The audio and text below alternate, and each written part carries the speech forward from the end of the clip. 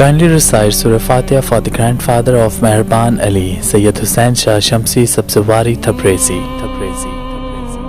یہ جو زمین جس پہ انسان رہتے ہیں، اس زمین پہ اللہ نے ہزاروں سے اپنے نیک بندے بھیجے جنہوں نے علم، حلم اور حکمت سے انسان کے نزدیک فہم کی راہ بخشی۔ ان میں استادوں کے استاد، اماموں کے امام، سخیوں کے سخی امام جعفر صادق علیہ السلام اپنا ایک ایسا مقام رکھتے ہیں جس کو پوری دنیا جھک کے سلام کرتی ہے۔ امام جعفر صادق علیہ السلام کی آمد 17 ربیع الاول 83 ہجری بمطابق 20 اپریل 702 عیسوی جمعرات مدینہ پاک میں ہوئی۔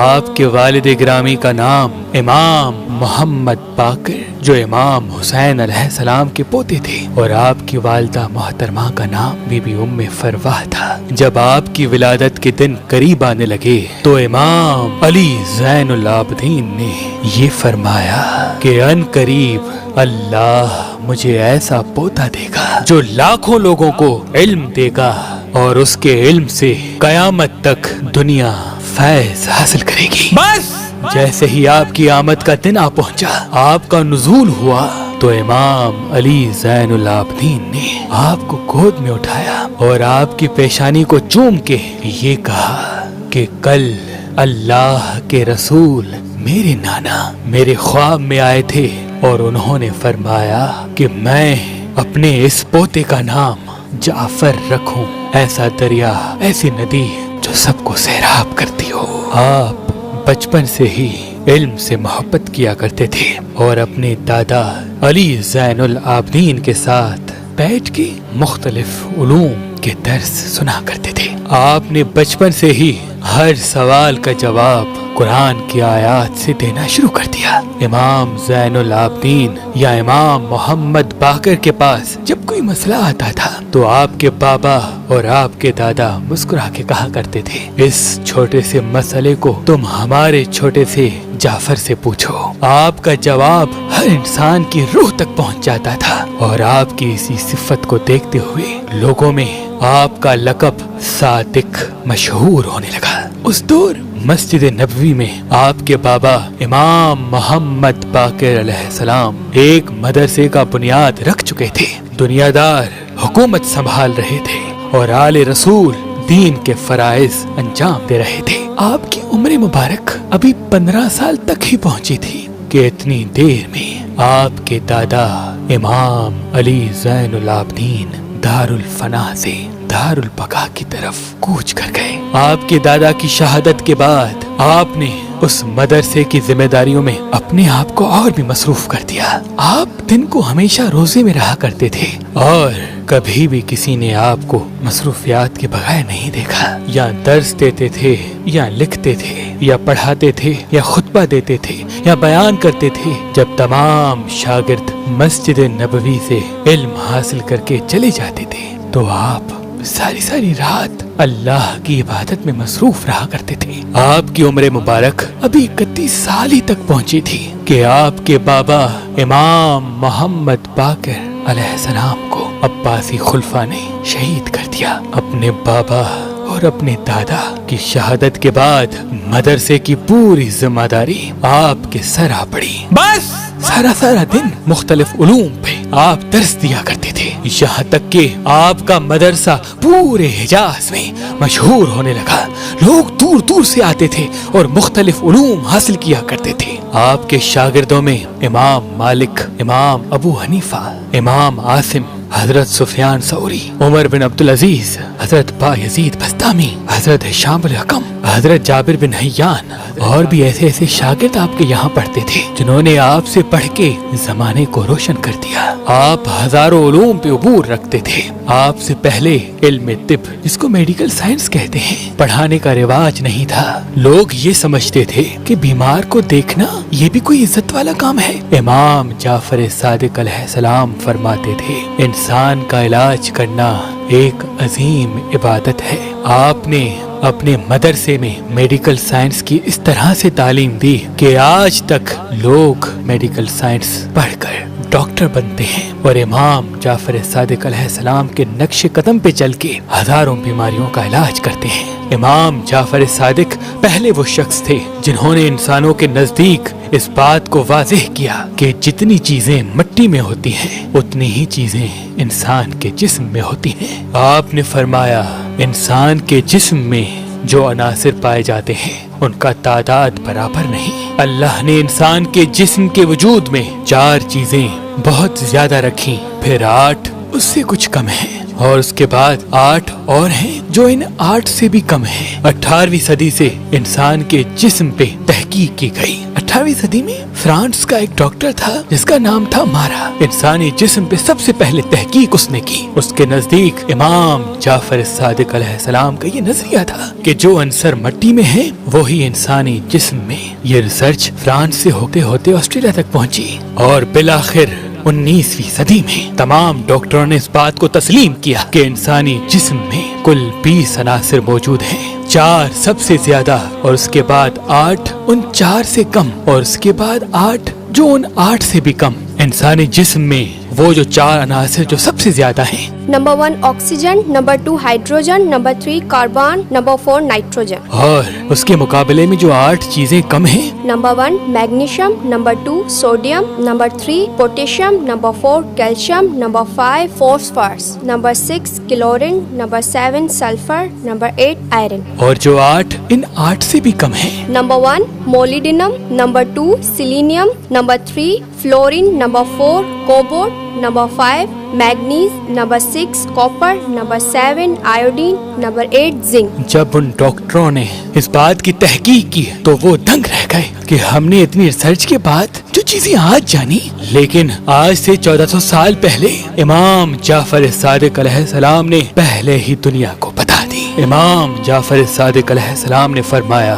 کہ ان 20 عناصر کے اتار چڑھاؤ سے انسان کے وجود میں بیماریاں جنم لیتی ہیں۔ امام جعفر صادق علیہ السلام نے فرمایا کہ اللہ نے انسان کی عمر طویل رکھی ہے، لیکن انسان اپنی غذا سے اپنی عمر کو کم کرتے ہیں۔ کسی نے کہا اے نوازۂ رسول، وہ کون سا عمل ہے جس کو کرنے سے عمر کم ہوتی ہے؟ امام جعفر صادق علیہ السلام نے فرمایا گوشت زیادہ کھانے سے عمر کم ہوتی ہے، کھانا زیادہ کھانے سے عمر کم ہوتی ہے۔ 18ویں صدی کے فرانس کے ڈاکٹروں نے کافی ریسرچ کے بعد اس بات کو تسلیم کیا کہ زیادہ کھانا انسان کی عمر کو کم کرتا ہے، اور انہوں نے مدینے کی طرف منہ کر کے سلام کیا کہ 1400 سال پہلے امام جعفر صادق نے امراض کی جڑ کو پہچان لیا کہ جیسے جیسے انسان گوشت زیادہ کھاتا رہتا ہے وہ اپنے ہاتھوں سے اپنی عمر کو کم کرتا رہتا ہے۔ یہ سوچ امام جعفر صادق علیہ السلام نے دی کہ مچھلی کھانے کے بعد دودھ نہ پیا کرو کیونکہ اس سے جزام بیماری ہوتی ہے۔ امام جعفر صادق علیہ السلام نے فرمایا کہ انسانی جسم بیمار ہونے کے 4 اہم اسباب ہوتے ہیں۔ پہلا کہ انسان کے وجود میں عناصر زیادہ اور کم ہونے سے انسانی جسم بیمار ہوتا ہے۔ دوسرا غذا غلط کھانے سے انسان بیمار ہوتا ہے۔ تیسرا ہوا کے ذریعے سے جو جراثیم انسان کے جسم میں داخل ہوتے ہیں اور انسان بیمار ہوتا ہے۔ اور چوتھا کسی بیمار انسان کے جسم سے بعض مرتبہ ایسی شعائیں نکلتی ہیں جو ایک صحت مند انسان کے جسم کو بیمار کرتی ہیں۔ امام جعفر صادق علیہ السلام نے فرمایا روشنی سے، شعاؤں سے انسانی جسم بیمار بھی ہو سکتے ہیں اور صحت یافتہ بھی۔ اس دور کے لوگ حیران ہو گئے، چلو مان لیا عناصر زیادہ کم ہونے سے انسان بیمار ہوتا ہے، مان لیا کہ غذا غلط کھانے سے انسان بیمار ہو گیا، مان لیا، اور جراثیم داخل ہونے سے انسان بیمار ہو گیا، مان لیا، لیکن کسی کے جسم سے شعائیں نکلتی ہیں اور کسی کو بیمار کر سکتی ہیں، یہ کیسے ہو سکتا ہے؟ بالآخر 17ویں اور 18ویں صدی کے بیچ میں روس کا ایک شہر ہے نووو، انہوں نے اس بات پہ ریسرچ کی۔ مسلسل 20 سال ریسرچ کرنے کے بعد انہوں نے یہ تسلیم کیا کہ امام جعفر صادق کا نظریہ بالکل صحیح ہے۔ بعض مرتبہ انسان کے جسم سے کچھ الٹرا وائلٹ ایسی ریزز نکلتی ہیں जो सेहतमंद इंसान को भी बीमार कर देती हैं, क्योंकि इंसानी जिस्म सेल्स का बना हुआ है। बीमार इंसान की शुआएं इन सेल्स पे असर करती हैं और यूं इंसान बीमार होने लगता है। और फिर अमेरिका में एक रिसर्च सेंटर कायम किया गया कि उन बीमारियों का पता लगाया जाए कि जो इंसान के जिस्म से निकली हुई शुआओं के सबब होती है। तो इस पे डॉक्टर जॉन मॉन्ट ने एक किताब लिख दी कि वाकई काफी रिसर्च के बाद हम इस नतीजे पे पहुंचे कि इंसान के जिस्म की शुआएं भी सामने वाले सेहतमंद इंसान को बीमार करती है, जो आज से सैकड़ों साल पहले मुसलमानों के इमाम जाफर सादिक ने इंसानों को बता दिया। और इस नतीजे को बेस बना के उन्होंने रोशनी के वसीले से इंसानी जिस्म का इलाज करने की भी शुरुआत की और वहीं से शुआओं से इलाज करना शुरू हो चुका। इमाम जाफर सादिक अलैहिस्सलाम ने फरमाया कि इंसान को अपने माहौल को आलूदा नहीं करना चाहिए, क्योंकि इससे नई नई बीमारियां वजूद में आएंगी और इंसान की उम्र दिन ब दिन कम होने लगेगी। बुकरात the father of medical science जिसे कहते हैं, उसने ये तस्लीम किया कि नई नई बीमारियों का सबब माहौल की आलूदगी है। इमाम जाफर सादिक अलैहिस्सलाम ने फरमाया कि मैं माओं को नसीहत करता हूँ कि वो अपने बच्चों को दिल की तरफ सुलाए, इससे बच्चा कम बीमार होगा और सुकून की नींद सोएगा। उस दौर के लोगों ने इस बात को मजाक समझा, लेकिन 19वीं सदी में अमेरिका में एक यूनिवर्सिटी कायम हुई जिसका नाम था कॉर्नल यूनिवर्सिटी। उसमें इस बात पे तहकीक हुई कि इमाम जाफर सादिक अलैहिस्सलाम ने शीर ख्वाह बच्चे को माँ की उल्टी तरफ सुलाने के लिए क्यों कहा था। बिलाखिर उन्हें जवाब मिल गया और उन्होंने भी मदीने की तरफ मुंह करके सलाम किया और कहा कि बच्चा जब माँ के पेट में होता है तो वो माँ के दिल की धड़कन को महसूस करता है और जब बाहर निकलता है तो उसको वो धड़कन महसूस नहीं होती,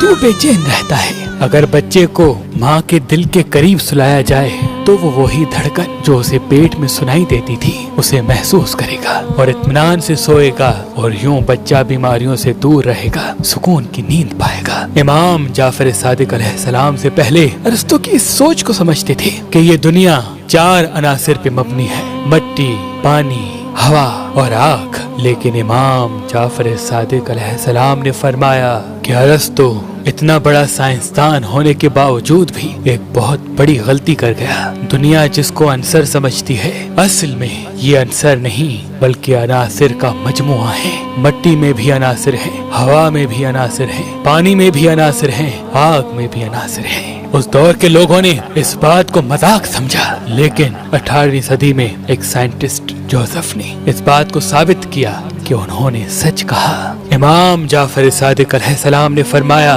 कि पानी में एक अंसर ऐसा है जिससे हम लोहे को भी पिघला सकते हैं। उस दौर के लोग हंसते रहे कि पानी से लोहा कैसे पिघलेगा। इमाम जाफर सादिक अलैहिस्सलाम ने मुस्कुरा के कहा, अगर पानी में से एक अंसर को निकाल दिया जाए तो पानी भी आग लगा सकता है। उस दौर के लोग हंसते रहे, लेकिन 1766 के अंदर एक साइंटिस्ट गुजरा जिसका नाम था हेनरी कैवेंडिश। उसने इमाम जाफर सादिक अलैहिस्सलाम के इस कॉल को समझा और पानी पे रिसर्च की और दुनिया के नजदीक ये बात रखी कि पानी में 2 अनासिर पाए जाते हैं, हाइड्रोजन और ऑक्सीजन। अगर ऑक्सीजन को निकाल दिया जाए तो हाइड्रोजन से आग लग सकती है, चीजों को पिघलाया जा सकता है। उन्होंने भी मदीने की तरफ मुंह करके मुसलमानों के इमाम जाफर सादिक को सलाम करके कहा कि जो उन्होंने कहा वो सच था। इमाम जाफर सादिक अलैहिस्सलाम से पहले लोग ये समझा करते थे कि आंख से रोशनी निकलती है तभी चीजें हमें नजर आती हैं, लेकिन इमाम जाफर सादिक अलैहिस्सलाम ने फरमाया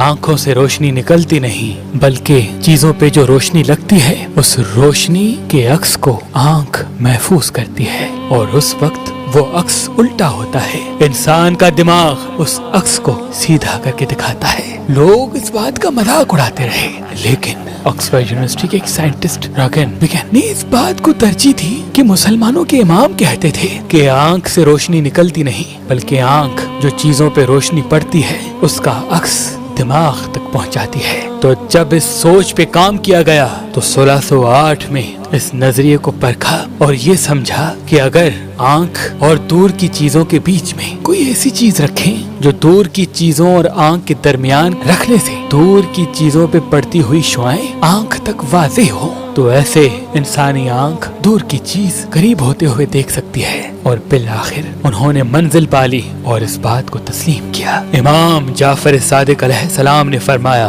کہ یہ جو چاند انسان اتنا چھوٹا سا دیکھتا ہے، اصل میں یہ ایک چھوٹی سی دنیا کی مثل ہے، اور اس میں اللہ نے پہاڑ تشکیل دیے۔ لوگ اس وقت مذاق اڑاتے تھے، لیکن 7 جنوری 1610 میں گیلیلیو نے جب اسی دوربین سے جو امام کے اقوال کی روشنی میں بنائی گئی تھی چاند کو دیکھا تو وہ دنگ رہ گیا اور دنیا کو چیخ چیخ کے بتانے لگا کہ مسلمانوں کے امام جعفر صادق نے سچ کہا تھا، یہ چاند دور سے ایک دنیا لگتی ہے اور اس میں پہاڑ بستے ہیں۔ امام جعفر صادق علیہ السلام نے فرمایا، یہ جو ستارے جو تم ایک نقطے کی طرح آسمانوں پہ دیکھتے ہو، اصل میں ان ستاروں میں بعض ستارے ایسے ہیں جو ہمارے سورج سے ہزاروں گنا بڑے ہیں، اور ان کے نزدیک ہمارا سورج ایک بجھے ہوئے چراغ کی مثل ہے۔ لوگ ہنستے رہے کہ یہ کیا ہے، ایسا کیسے ہو سکتا ہے، لیکن اس بات پہ جب مختلف ممالک کے سائنٹسٹ ریسرچ کرتے رہے اور ان کے نزدیک امام جعفر صادق علیہ السلام کا یہ قول آیا تو انہوں نے ریڈیو ٹیلیسکوپ کو وجود دیا، اور 1963 عیسوی کے اندر پہلی مرتبہ ایسے ستارے دیکھے گئے جو ہمارے سورج سے ہزاروں گنا بڑے ہیں، اور ان تمام سائنٹسٹ نے تسلیم کیا کہ مسلمانوں کا امام جعفر صادق سچا ہے۔ امام جعفر صادق علیہ السلام نے فرمایا، جس طرح دن اور رات ہوتے ہیں اس میں زمین کا گھومنا ہے۔ لوگوں نے اس بات کا مذاق اڑایا، اگر زمین گھومتی تو ہم گر جاتے، لیکن اس بات کو تسلیم کیا گیا کہ زمین گھومتی ہے۔ امام جعفر صادق علیہ السلام نے فرمایا کہ جس طرح ہمارا سورج اور ہماری دنیا ہے، ویسے ہی ان آسمانوں میں لاکھوں سورج اور ایک ایک سورج کی کئی زمینیں ہیں۔ لوگ مذاق اڑاتے رہے، لیکن 1970 میں یہ تسلیم کیا گیا کہ امام جعفر صادق نے جو کہا وہ سچ ہے۔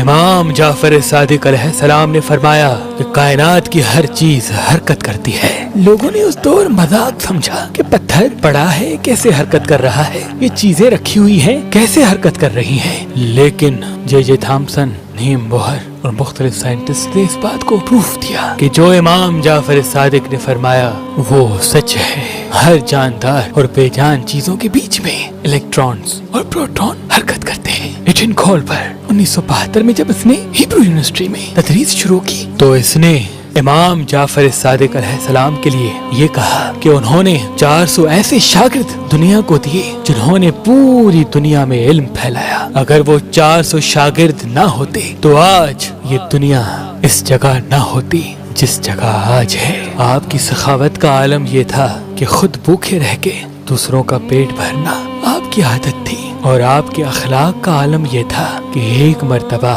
آپ کے گھر میں آپ کے کنیز کے ہاتھوں سے آپ کا بچہ گر گیا اور وہ گر کے مر گیا۔ امام جعفر صادق علیہ السلام جیسے ہی گھر میں داخل ہوئے، اس کنیز نے امام کے چہرے کو دیکھا۔ امام نے جیسے ہی کنیز کے چہرے پہ خوف دیکھا، فوراً کہہ دیا، اے میری کنیز، میں نے تمہیں آزاد کیا۔ کنیز قدموں میں گر کے کہنے لگی کہ اے میرے مولا، میں نے آپ کا بچہ مار دیا اور آپ مجھے آزاد کر رہے ہیں۔ امام جعفر صادق علیہ السلام نے فرمایا، اے عورت، یاد رکھنا زندگی اور موت اللہ کے ہاتھ ہے، لیکن تمہارے چہرے پہ جو خوف ہے اس کا یہ کفارہ ہے کہ تمہیں آزاد کیا جائے۔ جاؤ، میں تمہیں آزاد کرتا ہوں۔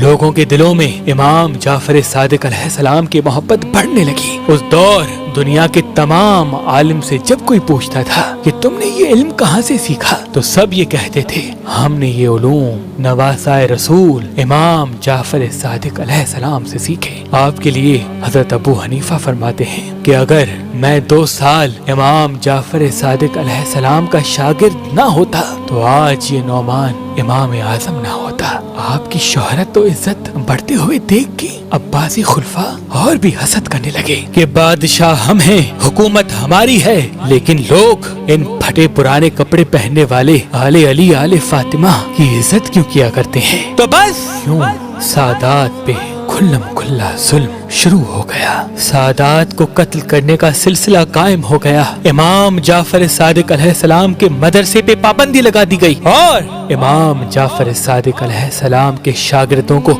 خرید کیا گیا۔ جہاں جہاں جو سید ملتا تھا اس کا سر تن سے جدا ہوتا تھا، اور یوں سید و سادات نے حجاز چھوڑنا شروع کر دیا۔ کوئی سندھ کی طرف رواں ہوا تو کوئی خراسان کی طرف، اور وہاں وقت کے بادشاہ نے یہ حکم نافذ کروایا کہ جو امام جعفر صادق سے ملے گا وہ اپنی موت کا ذمہ دار خود ہے۔ اور امام جعفر صادق علیہ السلام کے شاگردوں سے شریعت محمدی میں ترامیم کی گئی۔ تاریخ نے لکھ دیا کہ اس دور سے پہلے نماز کا طریقہ ایک تھا، نہ کوئی فرقہ تھا، نہ کوئی مسلک تھا۔ اس دور کے بعد کچھ لوگ امام جعفر صادق علیہ السلام کے مسلک اور بتائی ہوئی شریعت کے اصول جو انہوں نے اپنے نانا سے سنے ان پہ عمل کرتے تھے، تو کچھ وقت کے بادشاہ کے جو درباری امام تھے ان کی بتائی ہوئی شریعت پہ عمل کرتے تھے، اور تبھی سے مسلک اور فرقوں کے بننے کا آغاز ہو گیا۔ بعض مرتبہ منصور نے آپ کو قتل کروانا چاہا۔ ایک مرتبہ اس نے امام جعفر صادق علیہ السلام کو اپنی دربار میں طلب کیا اور سب سے کہا کہ جب امام جعفر صادق میرے محل آئے کوئی اس کی تعظیم نہیں کرے گا، کوئی اس کو سلام نہیں کرے گا، ہم اس کی توہین کریں گے۔ لیکن جیسے ہی امام جعفر صادق علیہ السلام وقت کے بادشاہ کے محل میں داخل ہوتے ہیں، وہ خود اپنی جگہ سے اٹھ کے امام جعفر صادق علیہ السلام کا ہاتھ چوم کر اپنے تخت پہ نواسۂ رسول امام جعفر صادق کو بٹھاتے ہیں۔ جب حد سے زیادہ گھبراہٹ منصور کے وجود پہ حاوی ہوئی تو اس نے پانی طلب کیا۔ منصور کا غلام جب پانی لے کے آیا تو امام جعفر صادق نے کہا، رکو اے بادشاہ کہلانے والے، بتاؤ اگر تمہیں فی الوقت یہ پانی نہ ملے تو تم کیا کرو گے؟ تو اس نے کہا، میں کیسے بھی کر کے پانی حاصل کروں گا۔ امام جعفر صادق علیہ السلام نے فرمایا، بتاؤ اگر اس وقت تم اس پانی کی قیمت لگاؤ تو کیا قیمت لگاؤ گے؟ اس نے کہا، میں اپنی آدھی دولت دینے کے لیے تیار ہو جاؤں گا۔ امام نے کہا، پانی پی لو۔ اس نے جیسے ہی پانی پیا، امام جعفر صادق علیہ السلام نے فرمایا، اے بادشاہ کہلانے والے، بتاؤ اگر یہ پانی جو تم نے ابھی پیا تمہارے جسم سے باہر نہ نکلے اور ناسور بننے لگے، بیماریاں ہونے لگے، تو تم کیا کرو گے؟ تو اس نے کہا، میں کسی حکیم کو بلاؤں گا اور کہوں گا میرا علاج کر۔ امام نے کہا، اس کی کیا قیمت لگاؤ گے؟ اس نے کہا، میں اپنی آدھی دولت دے دوں گا۔ امام مسکرا کے فرمانے لگے، اے بادشاہ کہلانے والے، دیکھ ایک انسان کی اوقات کیا ہے، تمہاری یہ پوری دولت صرف اس تھوڑے سے پانی جتنی ہے۔ تم نے آدھی دولت پانی پینے میں ختم کر دی اور آدھی دولت پانی نکالنے میں، پھر بھی تو تکبر کرتا ہے، پھر بھی تو اپنے آپ کو بادشاہ سمجھتا ہے۔ تیری قدرت تیرے جسم پہ نہیں اور تو زمین کی بات کرتا ہے۔ انسان کے لیے بہتر یہ ہے کہ وہ اپنے آپ کو حقیر سمجھے۔ جب بے انتہا عباسی خلفاء جلنے لگے تو انہوں نے امام کو زہر دلوایا۔ بعض مرتبہ زہر دینے کے بعد بالآخر 15 شوال 148 ہجری بمطابق 14 دسمبر 765 عیسوی میں انگور میں زہر دینے کے سبب آپ دارالفنا سے دارالبقا کی طرف کوچ کر گئے، اور انسانوں نے اپنے ہاتھوں سے علم کا یہ دروازہ بھی اپنے لیے بند کر دیا، اپنے لیے بند کر دیا، اپنے لیے بند کر دیا۔ آج بھی پوری دنیا اس رسول اللہ کے نواسے کو دنیا کا سب سے عظیم سائنٹسٹ تسلیم کرتی ہے۔ سلام ہو نواسۂ رسول، اماموں کے امام، امام جعفر صادق پر، امام جعفر صادق پر، امام جعفر صادق پر۔